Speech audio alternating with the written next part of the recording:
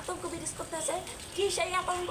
সেই আতঙ্কের নাম হলো রাসেল হায়দার। এখন আমরা খবর পেয়েছি যে রাসেল ভাইবার ঢাকায় অবস্থান করছে। ও না, রাসেল ভাইবার এখন আমরা খবর পেয়েছি এইমাত্র আপডেট খবর। রাসেল ভাইবার এখন পদ্মা সেতুতে অবস্থান করছে। পদ্মা সেতু পার হয়ে কিছুক্ষণের মধ্যেই এই রাসেল ভাইবার ঢাকা পৌঁছবে। ওদের মতো এই পর্যন্তই। আপডেট খবর পেতে আমাদের সাথে বজায় থাকুন। আমি তো একটা সাপ, আমি চাইলে নদী পার হয়ে যাইতে আমি তাহলে পদ্মা সেতু পারো মুখে। আমি তো একটা সাপ, সবাই আমালে মজা করতে এসে খারাপের মজা দেখাইতে।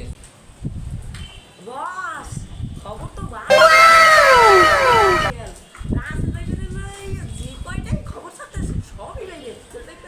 আমার একটা বাইরে করে দিতেছে, একটা বাইরে হয়ে গেছি আমরা, একটা বাইরে হয়ে গেছি। ওস্তাদ তাই রাহি ওস্তাদ আমার